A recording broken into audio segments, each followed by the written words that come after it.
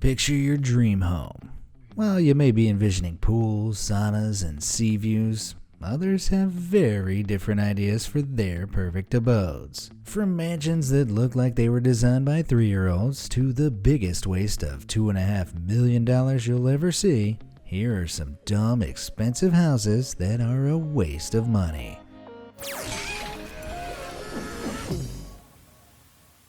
The Slammer. One man's dream home is another man's nightmare. Nowhere is this more evident than with magician Penn Jillette's bizarre Las Vegas home nicknamed the Slammer. What started as a simple A-frame house with 2 floors became a massive 7-bedroom, 8-bathroom, 2-kitchen spectacle with heavy-duty fences to keep rabid magic fans at bay.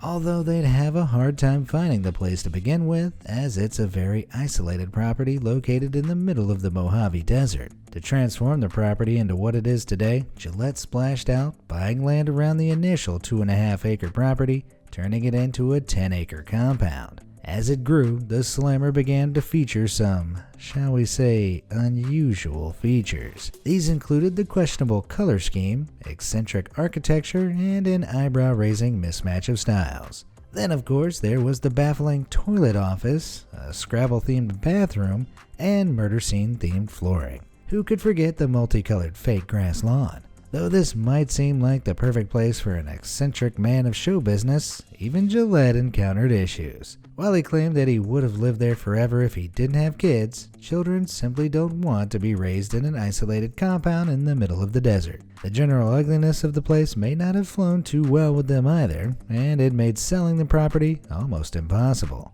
Gillette initially reported that the house was simply too eccentric to attract a buyer. But after 2+ decades of ownership, he eventually sold the land at a loss to developers for $1.88 million in 2016, with all the expensive eccentricity being bulldozed to the ground. Maybe for Gillette's next trick, he'll build an even weirder house? Paris Hilton's dog mansion. Who let the dogs out? Definitely not Paris Hilton, because she spent a fortune on a ridiculous way to keep the dogs in. The hotel chain heiress and socialite worth $100 million is entitled to spend her fortune how she wants. But a $325,000 mansion for her dogs? Even though Paris is reported to have around 30 dogs, that's still more money than most people spend on their own homes. The doghouse is a 2-story mini villa with air conditioning, heating, designer furniture, and a chandelier. While $325,000 is a drop in the ocean for Paris, it just seems like a lot of effort for what's effectively a giant litter box for dogs. But who am I kidding? Paris Hilton doesn't clean dog poop herself. She probably has an entire team of staff for that. Hong Kong High Roller. While the value placed on a house always takes a number of factors into consideration, the price of this next home goes beyond any sense of reason. So what's the price for this 5,700 square foot 4-bedroom fixer-upper with a faded exterior? $447 million.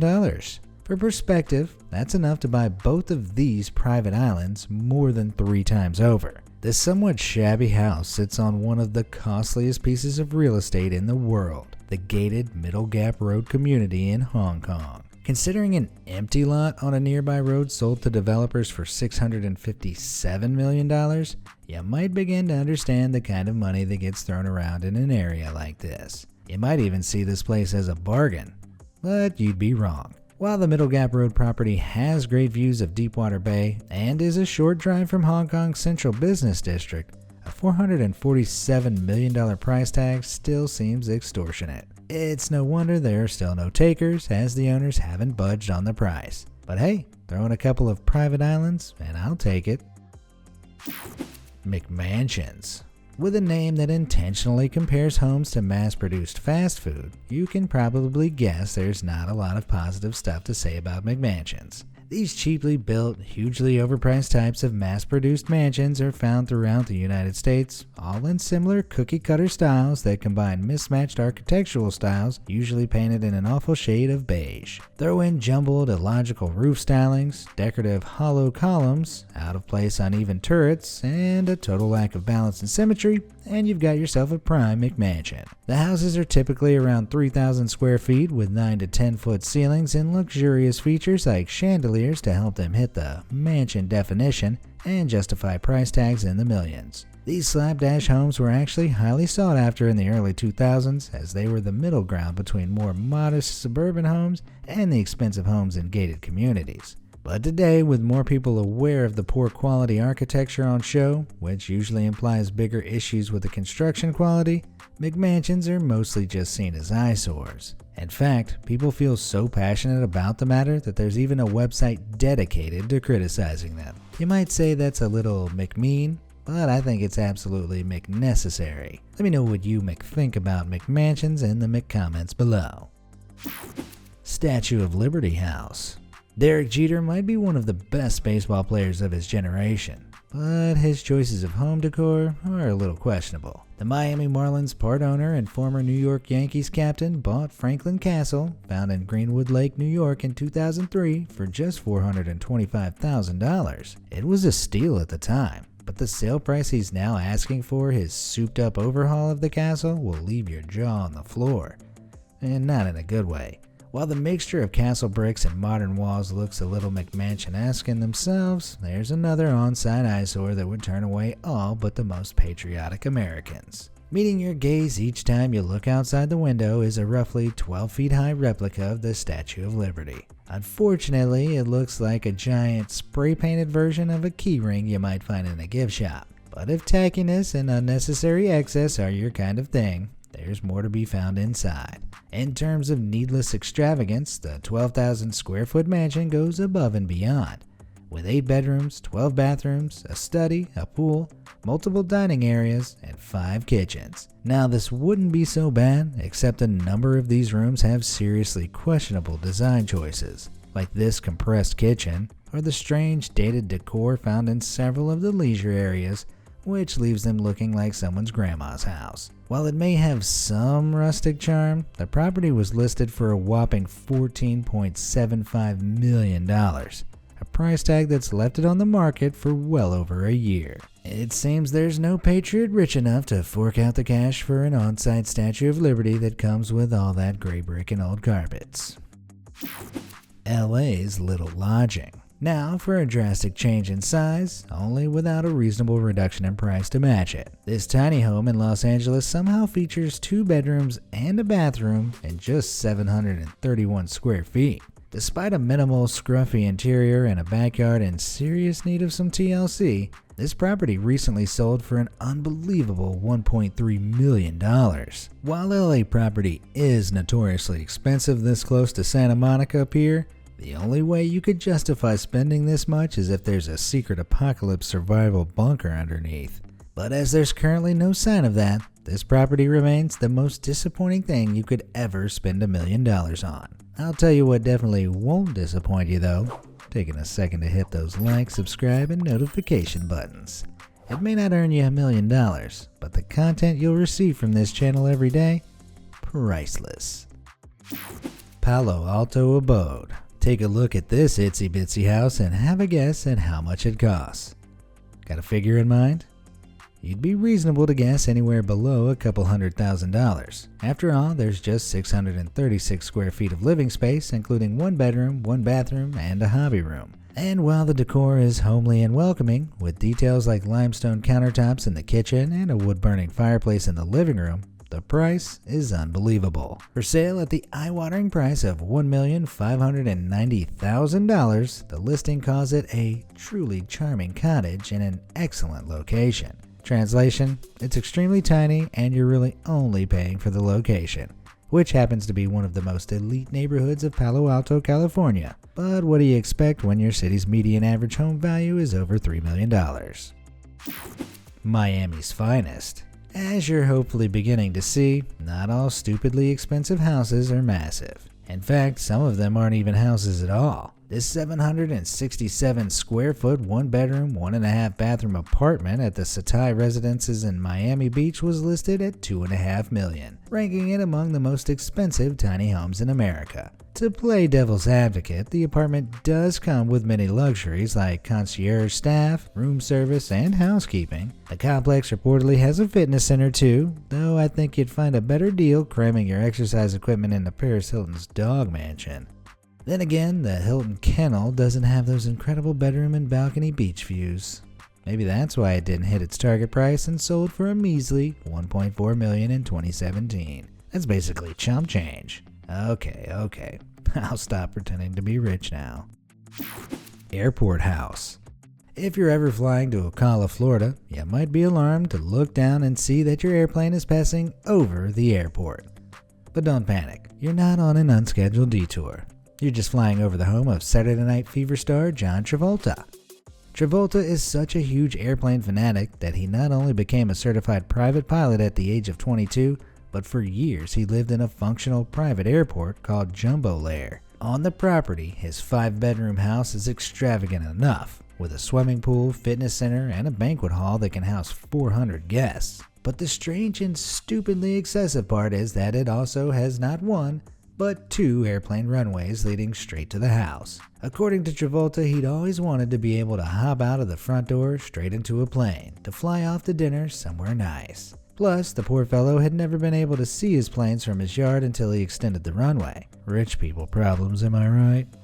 Owning 5 different types of aircraft, including a full-size Boeing 707, I can see why he might need a place to store them, but forking out millions so you can land them in your driveway seems like a supremely excessive waste of money to me. After all, if you can't be satisfied with one runway on your doorstep, happiness won't just fly in by building a second one closer to the porch. Perhaps John Travolta also realized this, as in 2019, the 550-acre compound was put on the market for $10.5 million. Cube house. Do not adjust the angle of your screen. That's how this next house is supposed to look. This home in Toronto, Canada was inspired by Dutch architect Piet Blom's cube houses built in Rotterdam in the 1980s, and is just as eyebrow-raising in its Canadian iteration. It's a house in a cube. I don't know about you, but that doesn't sound too practical or comfortable. With sloping walls and bizarrely shaped windows, Toronto's cube house just seems like more trouble than it's worth. Though with 1.5 bathrooms, a kitchen, and an office space all crammed into those unforgiving angles, it's hard to deny it's a little impressive. But as distinctive as it looks, its cubic appearance won't be sticking out like a pixelated tree among the neighborhood's other buildings much longer. The property was purchased by real estate developers in 2018 for a hefty $2,750,000, with the goal of tearing it down and replacing it with condos. Is the destruction of the cube house a blessing or a curse for Toronto? And was it really worth $2.75 million? Let me know what you think in the comments down below. Spaceship house. When supermodel Naomi Campbell's ex-partner, Russian billionaire Vladislav Dorinin, hired Zaha Hadid to design a house, he must have told her to boldly go where no designer had gone before. She certainly did so, because the result looks like something from a sci-fi movie. Located in Borivka, on the outskirts of Moscow, the 28,500 square foot structure resembles a cross between this, and appears equally space age on the inside. The mansion's 65-foot tall towers are made mainly from concrete and huge panes of glass, which are supposed to combine with the interior decoration to enhance the futuristic look. Though if you ask me, it just looks like a gigantic child left his fancy toys on the lawn. Dorinin has been trying to sell the home since 2016 and listed it for $100 million in 2019. This is certainly a hefty price for something so bizarre looking, but it's actually a substantial loss for Dorinin since it cost $140 million to build. Though the house was built specifically for Naomi Campbell, she and Dorinin broke up in 2013.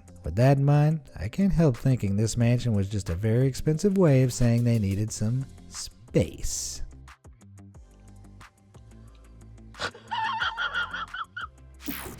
Gold house. Some people really like gold. Like, really. Just ask architect Robert Stone, because he designed and built a 1,400 square foot house built around the very idea of gold.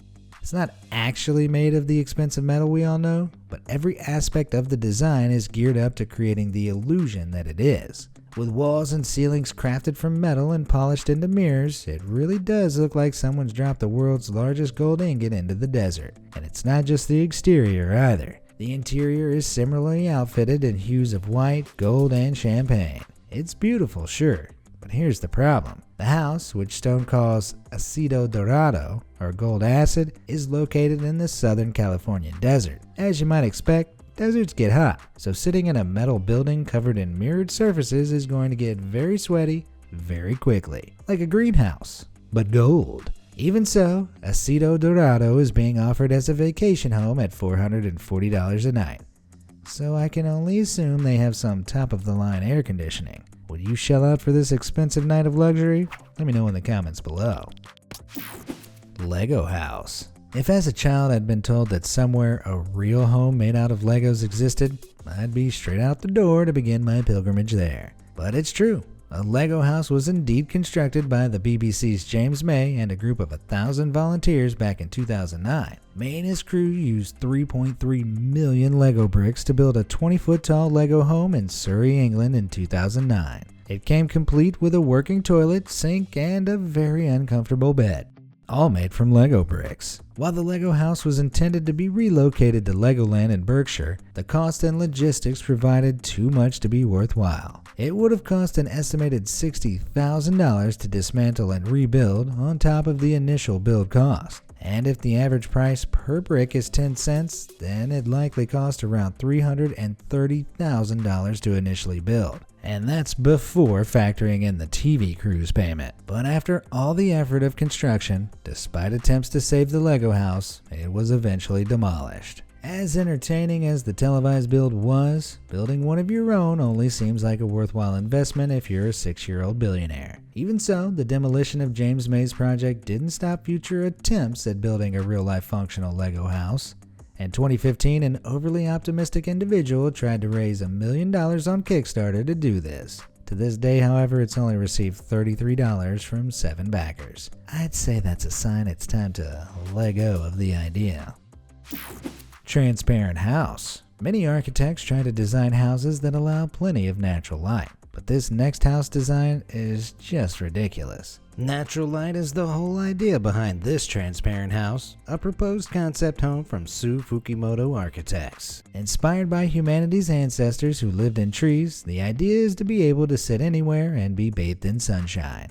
It may seem very sleek and modern, but solid, opaque walls exist for a reason. If this house were real, you'd have no privacy whatsoever, as all your activities could be seen by your neighbors and passersby. Say goodbye to walking around in your underwear, and you'd better hope no one throws a rock in your direction, or all the money you spent on your house would come shattering down before your very eyes. Toilet house. Sim Jae-duk, one-time mayor of Suwon, South Korea, earned himself the nickname Mr. Toilet after successfully renovating local public restrooms during his term in office. He was so enthusiastic about toilets, he even founded the World Toilet Association, but his passion didn't end there. In 2007, he built his dream home, a house shaped like a giant toilet. He called it Haewoo-jae, which means a house to satisfy anxiety. Although I only feel more anxious knowing that he spent roughly $1.1 million to build it. That's a very big commitment to toilet humor. After Jae-duk's passing, the house was made into a toilet museum with 2 floors of exhibitions showing the importance of toilets. So at least his legacy wasn't completely flushed away. Pierre Cardin's Bubble Palace. As far as fashion designer Pierre Cardin is concerned, the times of houses being made up of straight lines and right angles has gone on too long. Or at least that's the impression you get from looking at his vacation home known as the Bubble Palace. Found near Cannes, France, this bizarre abode was designed by architect ANTTI LOVAG with the simple goal of no straight lines in sight. And save for the walls at the back of this gaudy property, I'd say he met his aim. Now granted, the 13,000 square foot house has a lot of amazing features, including 10 bedrooms, numerous swimming pools, and a 500-seat amphitheater, but it's hard to look past the design, which resembles a sea anemone mutated by nuclear radiation. Regardless of the somewhat disgusting appearance, it took 14 years to be constructed, and Cardin took another 5 years to restore it. He listed it for sale in 2017 at the astronomical price of $389 million. Considering how uncomfortable just looking at the place makes people feel, I think someone's going to have to burst his bubble. Or his bubble palace. Which house do you think was the biggest waste of money? Let me know in the comments section below. Thanks for watching.